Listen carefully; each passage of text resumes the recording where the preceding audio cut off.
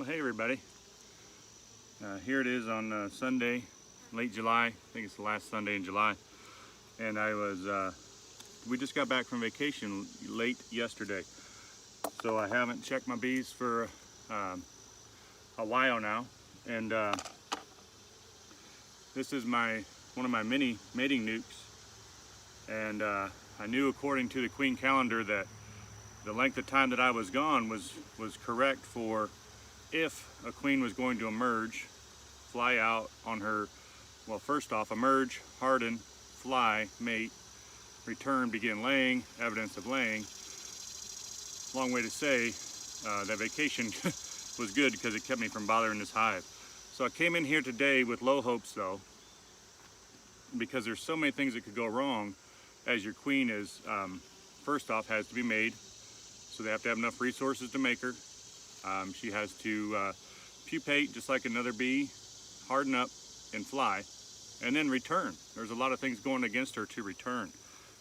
Birds, bees, weather, getting lost, getting injured in some way, or returning but not being properly mated. So that's a long way to get to this point. But today I did come in here again with low expectations, and I found evidence of the queen had been mated. I found well laid eggs in full depth cells. So what that told me was I had a queen, very likely. Now if you get into a scenario where you have your workers that their ovaries do develop due to a queenless situation, it is very likely that you could have a worker or workers begin to lay eggs. But again, what tipped me off that I had a properly mated laying queen was that I saw single eggs middle of the cell on full depth pooled cells. So there's some eggs in here below this capped honey. And right now what I'm doing is I'm looking for her. I don't see her, but I'm not abnormally concerned because I did see her already. So what we're going to do with this is the plan that if this worked, what I had planned on doing was letting this build up into a 5-frame nuke.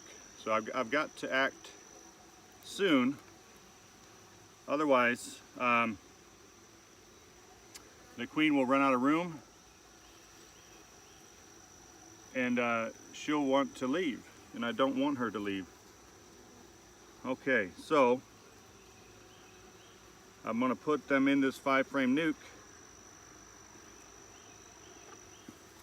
Again, this is the same process that we would have followed to get these frames drawn out originally. So I have this frame here, this half frame.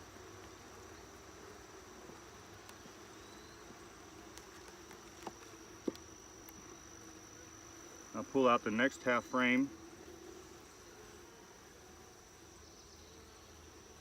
There are some eggs in this one. There's an egg spot for eggs on here. And one of the benefits that I'm able to use my advantage on these is that I had just enough frames of drawn comb. And so it's got a little bit of wax moth damage, but you know, what I'm saying is that will let the queen begin to lay right away inside this nuke. I want to take this nuke and get them at least into 2 nuke boxes, because I want to overwinter this as a nucleus colony. It's an experiment, and kind of the beauty of this experiment is it's costing me nothing, because this was a homegrown queen. You know, queens will cost you anywhere from $25 to $45, really. This queen costs nothing. So if I can get them to overwinter in this nuke, double stack nuke, then I'll have a colony that costs nothing. Okay, there's my queen. She's the shy one. She just went around the back side. I'll make sure I've got an eyeball on her as I put this frame in. Did I lose her again? Did she fall off? Oh, no, she's on. She's a caramel colored queen right there in the middle of the, here's all alone for a moment. I'm gonna wait till I see her again. That way I know that I don't squish her as they introduce themselves to their new environment. Okay, so, well, that felt so good. I have been trying to do this queen mating process now all summer with no success, no return on mating queens. So to have this happen was so happy. So this is a 5-frame nuke. It's not a coaxed nuke, it is a stackable nuke. So basically it's just your half-width version of a typical Langstroth hive. So I'm gonna dump these bees because they need all the bees they can get.